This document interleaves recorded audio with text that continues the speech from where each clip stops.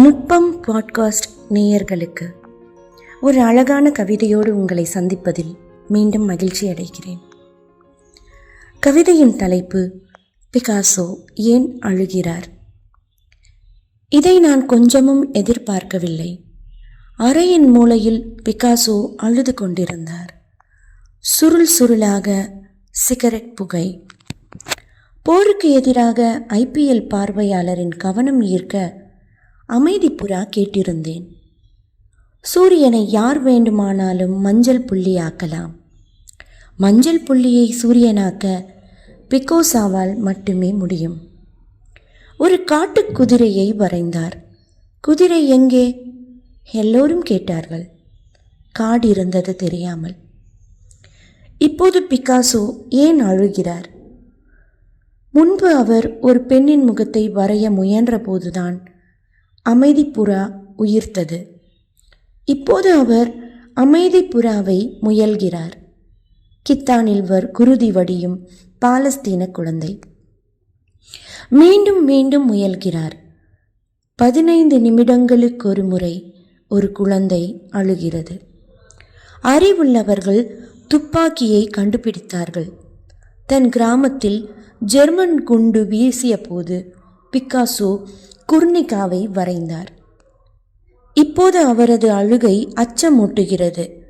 சுவரில் மாட்டப்பட்டிருக்கும் வேதனைப்பட்ட மனிதன் ஓவியத்தை கவனிக்கிறார்.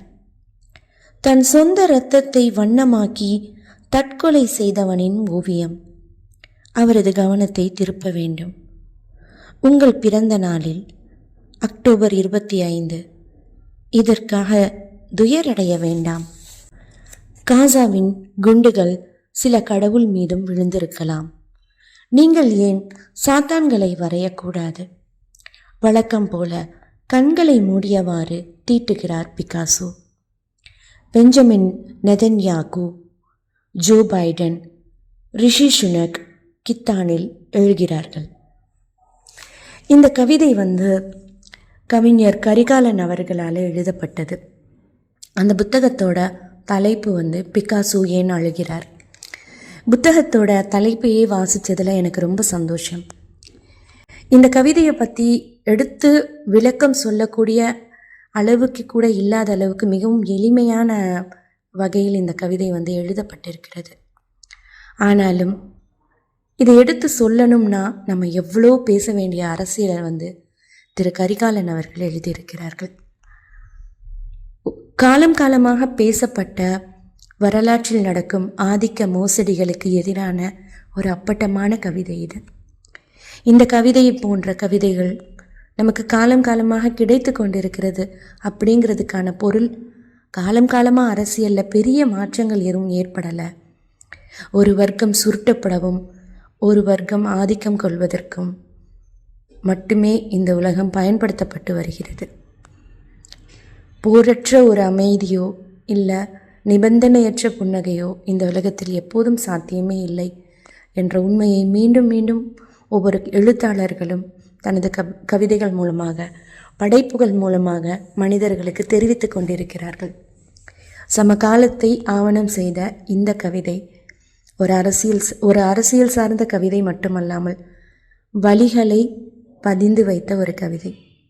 100 ஆண்டுகளுக்கு பின்னும் வாசிக்கும் ஒரு வாசகனுக்கு இந்த வலியும் வேதனையும், காசாவின் ரோடுகளில் ஒவ்வொரு குழந்தையும் அழுத குரலும், இரத்தம் வடிய பெற்றோரையும் உறவினர்களையும் சகோதரர்களையும் தேடி அலைந்த கண்களையும் காற்றில் போகும்.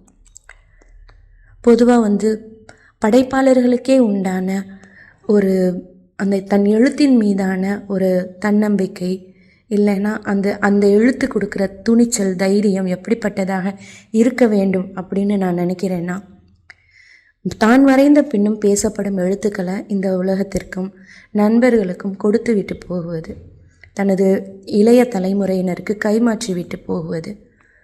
அந்த வகையில் கரிகாலன் அவர்களுடைய இந்த கவிதை பிகாசோ ஏன் அழுகிறார் அப்படிங்கிறது என்றோ மறைந்து போன ஒரு பிகாசோவை மீண்டும் எழுப்பி மீண்டும் ஓவியம் வரைய வைத்து மீண்டும் அவரை அழ வைத்திருக்கிறார் கரிகாலன்.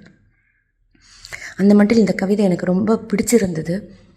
திரு சந்தோஷ் அவர்கள் நுட்பம் பாட்காஸ்ட்டுக்காக ஒரு கவிதையை பற்றி பேசி அனுப்ப வேண்டும் அப்படின்னு கேட்டபோது நான் சில கவிதைகள் யோசித்தேன். காதல் கவிதையோ இல்லைன்னா ஒரு அழகியல் சார்ந்த கவிதையோ வாசிக்கிறத விட பாதிப்பு கொடுத்து விட்டு போன ஒரு கவிதையை வாசிக்கணும் அப்படிங்கிறதுக்காக இந்த கவிதையை தேர்ந்தெடுத்தேன்.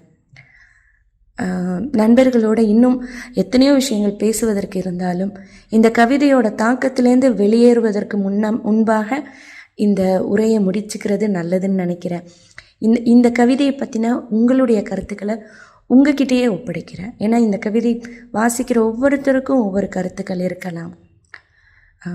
இந்த உலகத்தில் ஆளும் வர்க்கத்தினர் தான் ஒரு கடவுளாக மாறிவிட்ட ஒரு நொடியில் அவர்கள் ஆண்டு கொண்டிருக்கின்ற ஒரு இனத்தை அடிமைகளாக அவர்களாக கணித்துவிட்ட ஒரு நொடியில் எங்கேயோ ஒரு குண்டு வெடிக்கும், ஒரு குழந்தை அழுகும்.